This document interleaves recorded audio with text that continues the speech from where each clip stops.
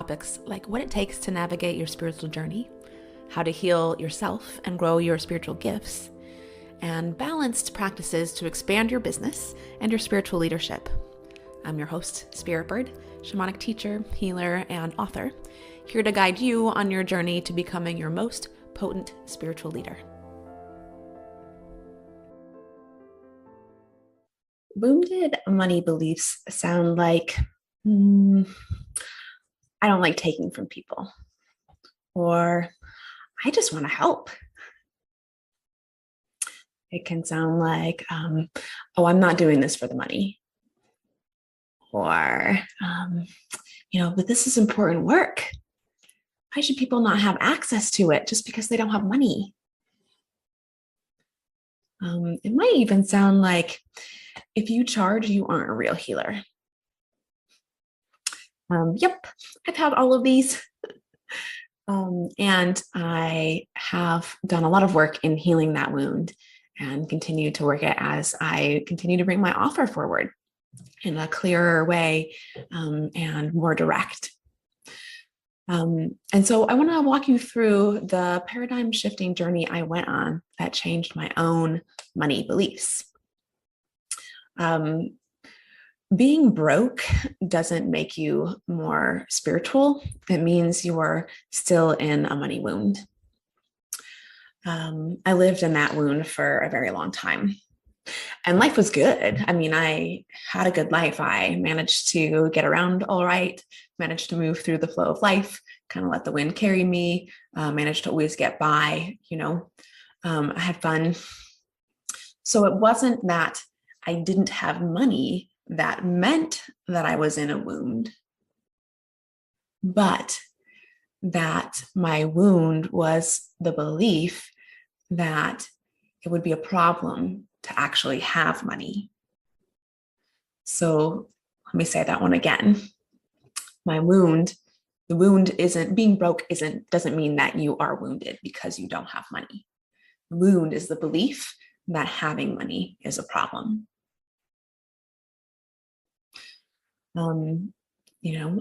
Obviously having money is not the measure of success or happiness in the world. And there's many healers and holistic practitioners, teachers, even caretakers, especially, that still feel bad charging for their services because ultimately they just want to help. The trouble is, helping for no exchange sometimes isn't actually helping. And so what I've noticed is often what that we just want to help actually gets clumped together with our own personal money wound into like one thing. And it's hard to tell that there's actually two bottom line issues going on. And let's be real. Patriarchy, colonialism, capitalism, it's done a number on all of us. Whether it's directly affected you because of race or taught you to alienate yourself or to force yourself or to distrust yourself over the course of history through our lineage, And so between this and that greed does exist, many people with integrity and compassion have sort of tilted away from the money system, right? We see the bad things people do when they have money, and it must be because of the money. Clearly, that's why. So we end up seeing over and over again and believing that the system is slanted or rigged. So we don't want to be part of something like that. That's bad, that abuses people or mistreats them or causes inequities. So those of us with integrity and compassion end up withdrawing from the system even more, right? And so I kind of want to pause here and also just remind us that if you have money wounds, it's not a place that you need to be ashamed of. It's actually good. It means that you care, And that means that you should be part of the money system. Because if we want to see any balance there, we need the people who actually care to be included. Money is spiraling out, not because people are inherently bad, but because people with consciousness and compassion withdraw.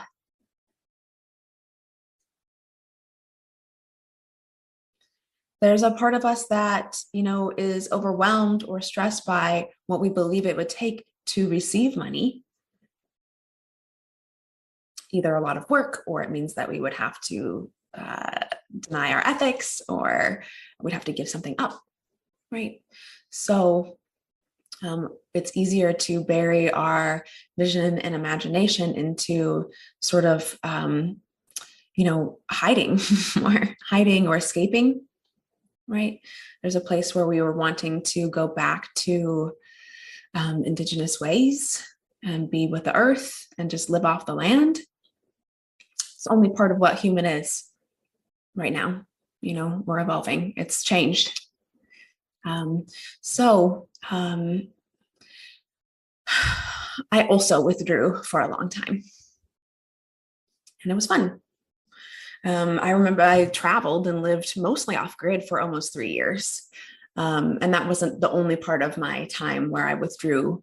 Most of my youth was fighting and withdrawing from the money system, finding ways around being involved in the system, finding alternative ways to make money, finding, bartering, growing my own food, making. I made all of my own stuff, canned herbs, all sorts of things, all in an effort to not be in the system, even if it actually did take me more time, even if it actually was more stressful. And especially with the time traveling with full-time RVing and being off grid, there was a way that I probably liked to pretend that I wasn't being part of the money system. But the truth is, even though I like to feel like I wasn't dealing much with money, that I was trading or living off the land or whatever, in reality, I was never actually apart from it. It was always still someone's land, even if it was collective. It was always still someone's taxes, someone's couch, someone else's money. And I have a lot of experiences that contributed to my money story. When I was young, I saw people with money treat others poorly, right? Some of them were in my own family, where they looked down on others. And sometimes they were cruel to others. Not always, this is what I realized looking back, it's not always because they had money and that they looked down on people who didn't, but they did want to maintain their position in society, whether that was related to money or not. And so that caused them to sometimes mistreat other people. And of course, me being super empathic, and feeling the way that that kind of treatment made other people feel, taught me very quickly that I do not want to be like that, right? So now, with pretty clear curiosity, I wonder, is it that they had money that created that situation, or is that the story that I just attached? Because I can definitely think of people I know who have money, and they're most certainly not that way. They're most certainly wonderful, genuine, giving people. And I can also think of plenty of people without money who are cruel to other people, who look down on other people and mistreat them. So that's so fascinating that for so much of my life, I had the story attached to it, and it's not even true. So when it comes to offering spiritual services, having the right offer and the right pricing for you and your work is incredibly important. This allows us to work with the right people for us, so we can be both challenged in our work and enjoy our work. I don't want to be having people sign up for your calls and right beforehand you're like, oh, this is such a downer. I don't want to work with this person, right? You want to be excited to get on the calls with them. And so having this money exchange creates an agreement between you and your clients. And it also ensures that you as the practitioner are taken care of so you can deliver the best session. So you can go into it with optimal energy. So you can go into it clear without resentment. So let's take a walk through some of the common internal money objections that keep a lot of practitioners stuck. So belief number one sounds like, but having high prices for spiritual work deprives people who really, really need it. No, it doesn't, not at all. There are so many resources out there, and there are so many talented healers out there, and coaches and nonprofits. The belief that you are denying people access to spiritual knowledge if you charge the value you bring is like believing that high-end restaurants cause people to starve. No, they don't. People who don't care about that type of service or can't afford that type of service go somewhere else for food, and it can be just as good. So you aren't depriving anyone of spiritual knowledge by charging any price, let alone high-end prices, if that's what you're offering and that's what you're available for and that's what you're actually bringing. What you are doing is you are showing yourself that not everybody gets to have access to you. It's self-care. Not to mention, when it comes to healing and coaching work, the spiritual knowledge is something that everybody has access to innately, right? So when you are hiring a coach or a practitioner, it's because you want personal guidance through tough spots, or you want to move faster than you would on your own. That's the main reason we hire somebody else, because we can get there, at least like 90% there on our own, right? And the other 10%, we need to talk to people or have guides for us. So another common money story is that if you have money, then you took it away from someone else. So money belief number two, but I don't want to be like that greedy business or just taking from people. For me, it was in particular like the corporations that hurt people and hurt the earth. So that one was a big one for me for a long time. And also on the flip side of it, after having offered my work and seeing all of the reasons why not charging or charging the wrong amount or amount that I'm not in alignment with didn't work. So this one, in that way, looking back, is easy. If you don't want to be like the greedy business corporate CEO dude, then don't. Create a business that helps people. The thing is, if you're clear about what you do and you're clear about who you are yourself and you know your own motivations, then you won't actually care what other people think because you'll know the truth for yourself. So, this is a big part of doing the inner work, being able to be clear about that for yourself, being able to see when your distortions are holding you back, and when it's an opportunity to pivot your beliefs, pivot the way you used to do things, right? Coming back to cycles. Another common money belief that I hear from especially spiritual people is, I was given a gift and I would never charge people for my gift and my wisdom. So of course, yes, if that's in alignment for you, of course, that's a beautiful offering. You don't have to charge to offer your work. And the hidden reason, the wound from underneath this statement, the hidden reason why many people are actually afraid to charge money is because then they would be responsible for results. So this is that's kind of true. It's not entirely true that you're responsible for your results or for your clients getting results. Ultimately, your clients are responsible for their own results. They've got to do the work, they've got to show up and be available and be coachable. Your job is to help guide them, right? Because you have more experience doing it. So you've been through the ropes, so you can help them along. But it is true that you might feel like you are accountable if you charge more. And that might feel a little bit more daunting. But also, like, how is feeling more responsible a bad thing? In some ways, it's actually the accountability is important for you as a practitioner too. Because if I'm not charging much, I mean, for me personally, I'm showing up to most of my sessions with the same amount of energy. But if I'm not charging much, it's going to be much easier for me to slip into like, this one's not that big of a deal, or not show up in my full power, right? When we bring in the money, you got to step it up a notch. You don't get to slip back into being lazy or doing something for show and not actually getting in there and doing the work with the person. You have to challenge yourself more. Because money is also motivation.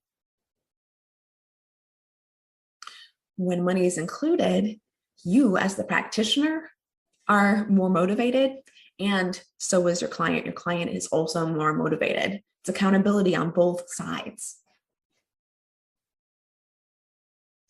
How many times have you signed up for something that was either free or really cheap and then didn't even go?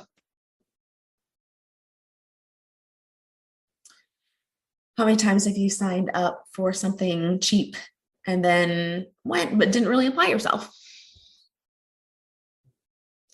How many times have you signed up for something expensive and then bailed anyway? Probably not as much. Maybe a little, but probably not as much. Because the truth is, you have more invested in actually seeing results. You're more motivated to show up and do the work and learn and apply yourself, right? In this way, having an exchange for a service is a really important part of your coaching and healing container. Without it, there is little or no accountability. And also, let's be real, if you're actually doing deep healing work, people are going to get up against their biggest fears and triggers on a regular basis. So if there's not a container to hold them and have them commit to coming back, they're going to bolt every time they get to that fear spot, And so that's not really helping them by giving them an escape route, Plus, there's also this other thing that I noticed down the road from my own investing, from like investing into my own personal development and healing work. And it's the joy of what it feels like to actually invest in yourself. Like not just the business or like not just the family, but giving someone the opportunity to experience their worthy of investing in themselves as a person. It's actually quite a gift. It's one that is hard to understand until you've really experienced it yourself, but it is really quite a gift. So when we offer services for free or less than we feel is equal for the amount of energy we're putting out, then we start to tilt into this zone of either exhaustion or resentment or both. And resentment is certainly not something you want to bring into your healing or coaching sessions. It's not clean energy to bring in. So it's not good for you or your client. How are you going to help them heal if you're mad or frustrated that you're doing something that you don't want to do? I mean, the same is true for your offer. If you're offering work you don't want to do anymore, you're probably going to start bringing in frustration and resentment into the sessions. Or if you're doing it for less than you want to be doing it, So you can lie to yourself and convince yourself that it's a service and you're doing this to help people and it's for the greater good. And it's the right thing to do. And aren't I so wonderful because I'm so giving and not greedy? And, it doesn't actually make the resentment go away. It just pushes it down further. So it's going to come up in sneaky ways and get you or get the people around you. And you'll start to wear out. So this is also not a good place to do healing work from. And what I found shift profoundly for me from including money in my healing work is that I actually get to help people more than I ever did telling myself that I was helping people doing work for free, or publishing deep thoughts and hoping somebody would notice all of this free wisdom that I'm putting out there, Now, and I'm sure you've heard this from other coaches and healers, right? But through my own experience, I've gotten to see that, where now I'm exchanging with individuals for the higher level work that I want to be offering, and calling in people that are available for that slightly more advanced work and are available to do the internal work behind making themselves available to make money in their business, So that's really enjoyable for me, and it's really challenging for me too. It causes me to really have to be centered in my power, where doing other work, I would have gotten bored after a while. So money belief number 4 sounds like, I don't know how to get around. Can't receive money because it feels like I'm taking, if somebody gives me money, it feels like I'm taking something from them.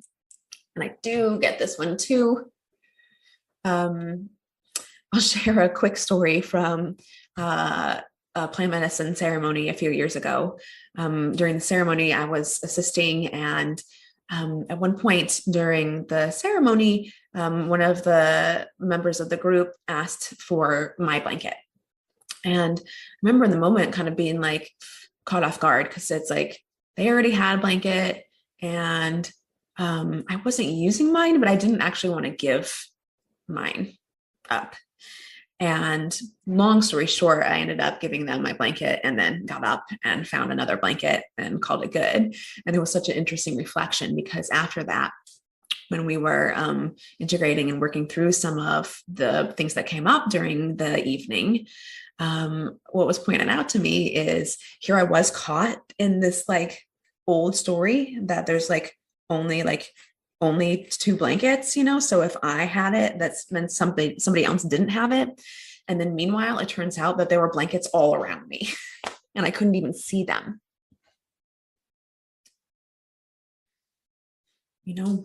So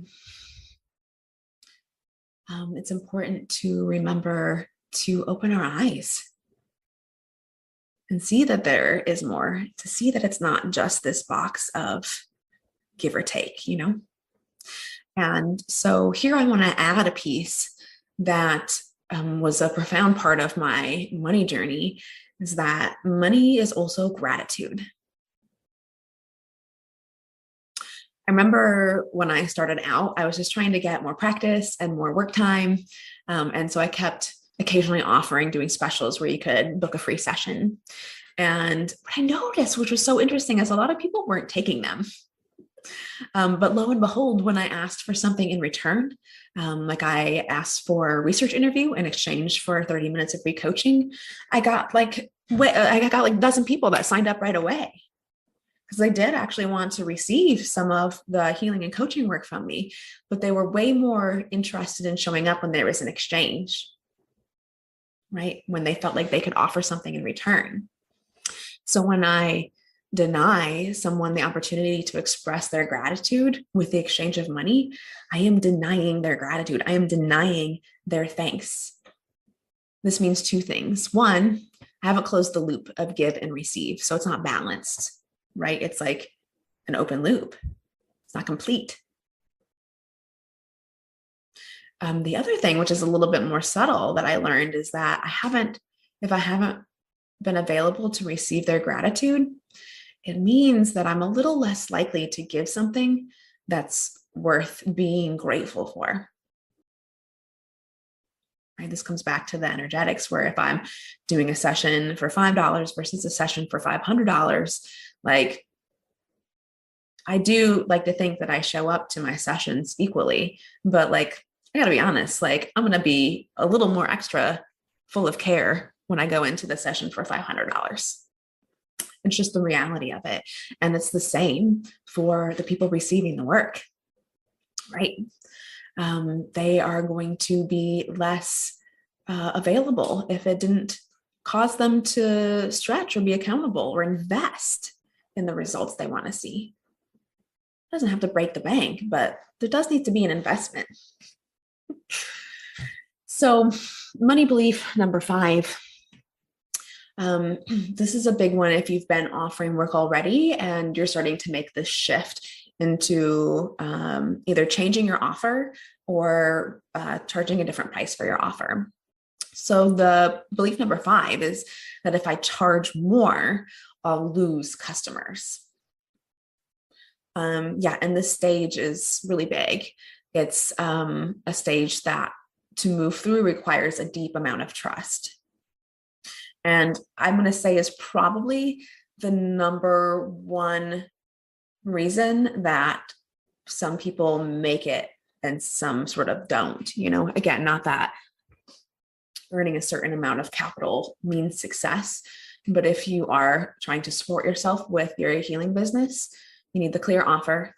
You need to be clear with your inner work. You need to be confident in what you do, know what you do and how to use your gifts. And also you need to be able to make it through this spot where you move from doing single sessions to either charging more for a single session or requiring that people invest in more time with you. So this is really a step from scarcity to trust, right? And it's one of the things we spend a lot of time on in shaman school is like the inner work to help you get to that spot. And there's nothing better than real life practice to actually allow you to believe. So what happens, what keeps us in scarcity is when you offer multiple options for people, they're less likely to, unless they're already like doing deep work and know the value of what it is to do a longer term agreement or a higher investment agreement. If you offer multiple options, people are always going to opt for the cheaper one. I mean, it's just human nature, So what that does going in is one, it has them not be as committed, has you not be as committed.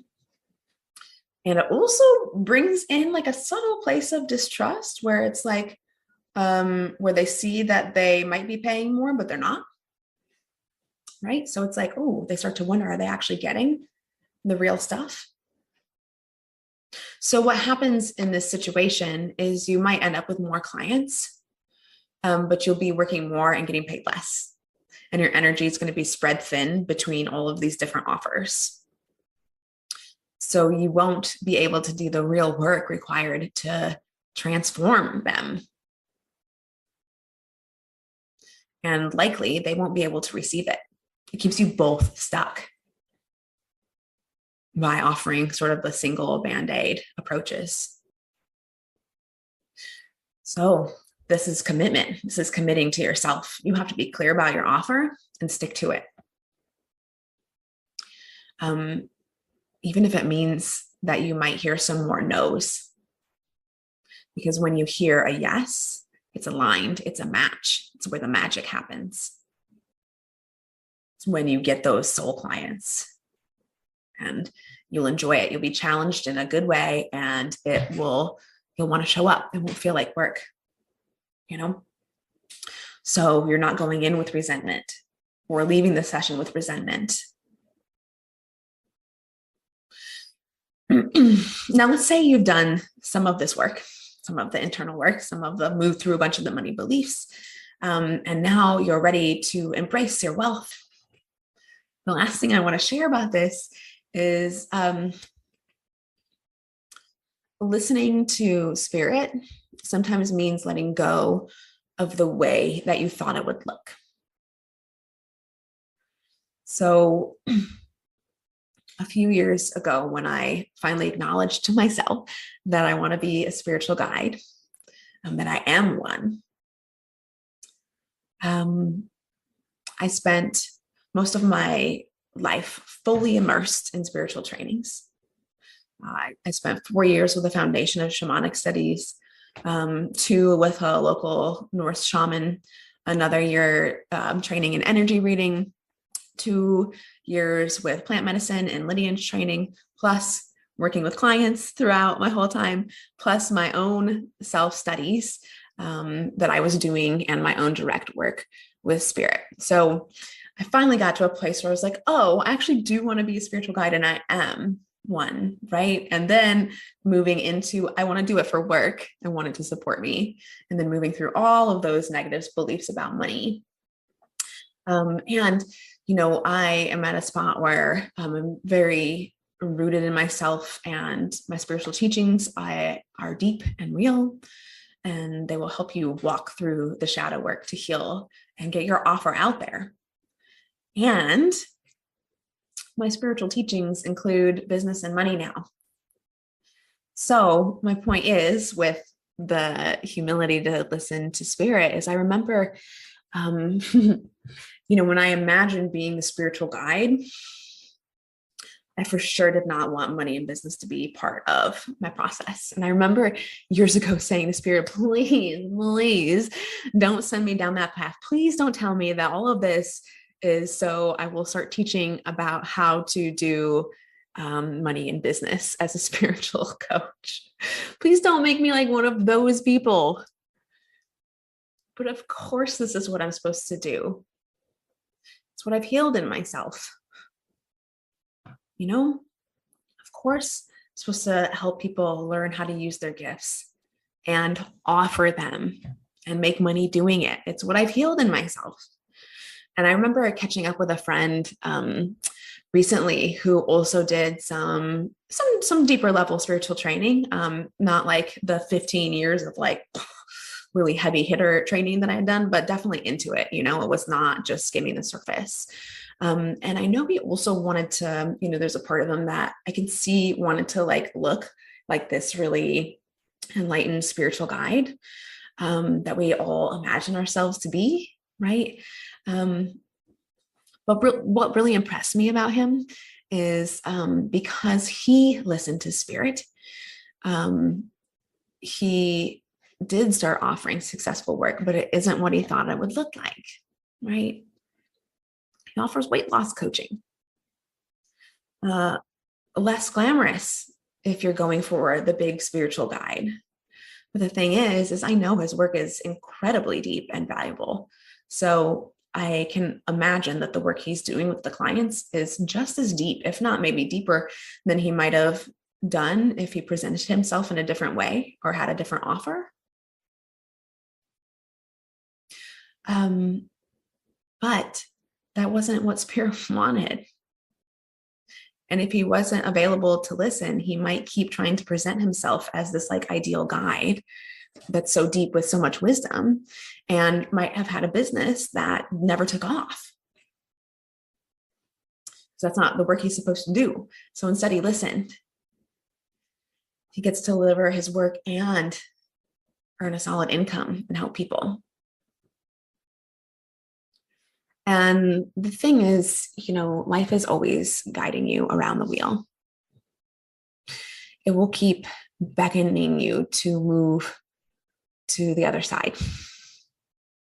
If you've been chasing money and you're stressed and burnt out and ready for a more spiritual approach to life and business, ready to not be pushing and stressing all the time, chances are life is beckoning you to show up and experience the divine feminine in you and become the spiritual person you may be used to judge.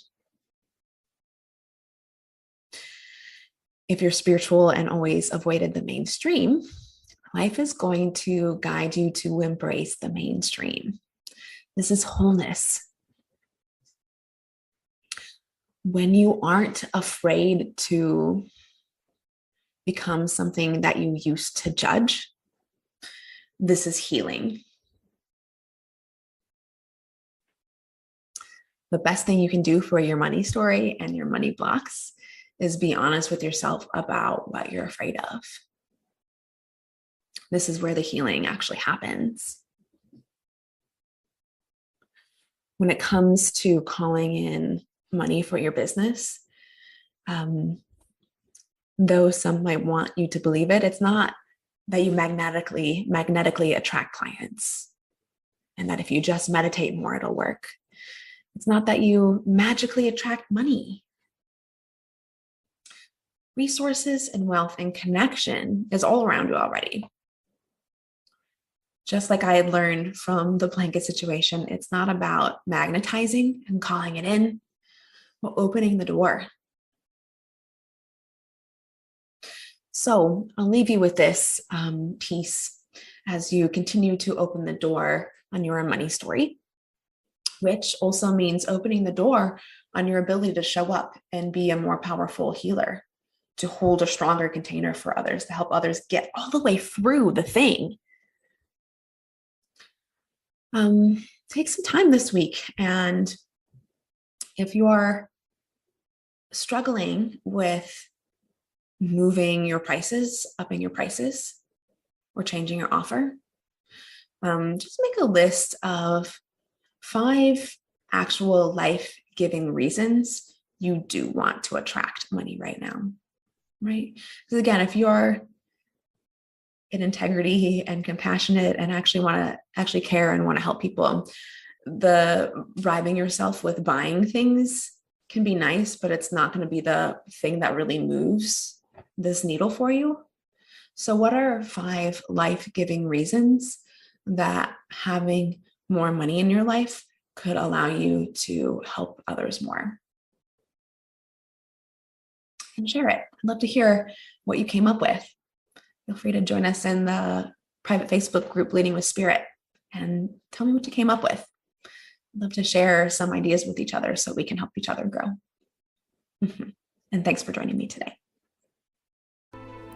Welcome to today's Member Query episode, where we explore questions about spiritual paths, intuitive gifts, growing a spiritual business, and shamanism.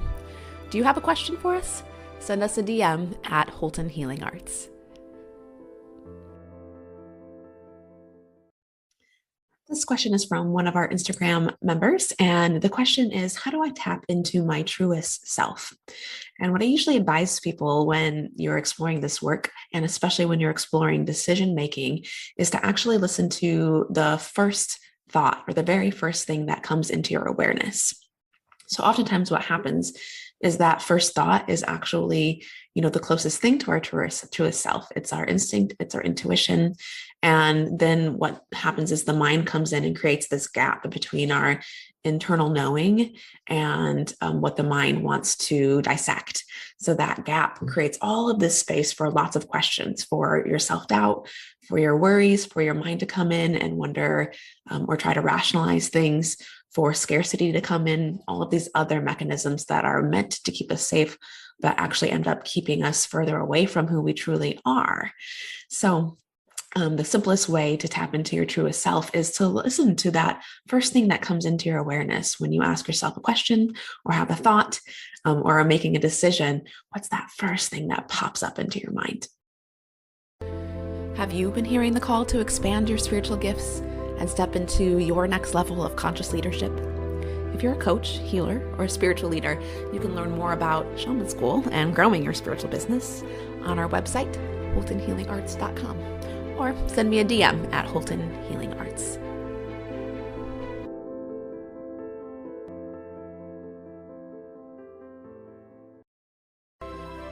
I hope you enjoyed this episode of Leading with Spirit.